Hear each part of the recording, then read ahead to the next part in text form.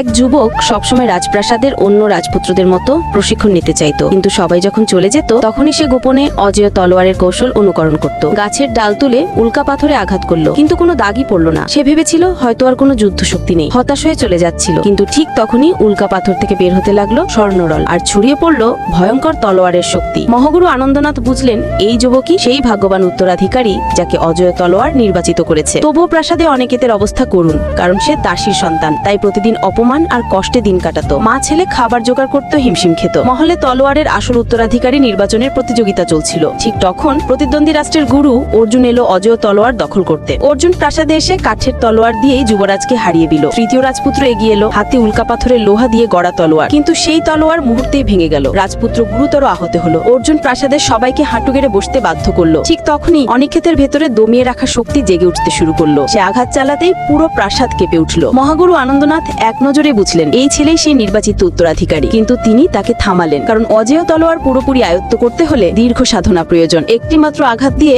অর্জুনকে হারানো সম্ভব নয়, তাই আনন্দনাথ নিজেই এগিয়ে গেলেন। তাদের মধ্যে শুরু হলো ভয়ঙ্কর যুদ্ধ। প্রথমে মনে হয়েছিল আনন্দনাথ জিতবেন, কিন্তু শেষ মুহূর্তে তিনি ভয়ঙ্কর আঘাতে মাটিতে ছিটকে পড়লেন। প্রাসাদের সবাই ভেঙে পড়ল। সম্রাট পর্যন্ত মাথা নত করলেন, কিন্তু তখনই অনিকেতের মা ছেলের সময় কেনার জন্য এগিয়ে গেলেন। যুদ্ধ জানেন না, তবুও ছেলের জন্য জীবন বাজি রাখলেন। অর্জুনের আঘাতে তিনি গুরুতর আহত হলেন, মাটিতে লুটিয়ে পড়লেন। অনিকেত তার মাকে বাঁচাতে চাইলে কিন্তু গুরু তাকে বাধা দিলেন। অর্জুন অনিকেতের দিকে আঘাত ছুড়ল। তার মা আবারও অর্জুনের সামনে এসে দাঁড়ালো। এবার অর্জুন রেগে শক্তিশালী তলোয়ার হামলা চালালো। এই দৃশ্য দেখে অনিকেত আর নিজেকে সামলাতে পারল না। তার শরীর থেকে বেরিয়ে এলো অজেয় তলোয়ারের ভয়ঙ্কর শক্তি। সে গর্জে উঠল, আমার মাকে আঘাত করেছো, এখন তোমার মৃত্যু নিশ্চিত। তখনই তার প্রাপ্ত শক্তিশালী অজেয় তলোয়ারটি আঘাত করলো। পরক্ষণে অর্জুন আহত হয়ে মাটির সাথে মিশে গেল।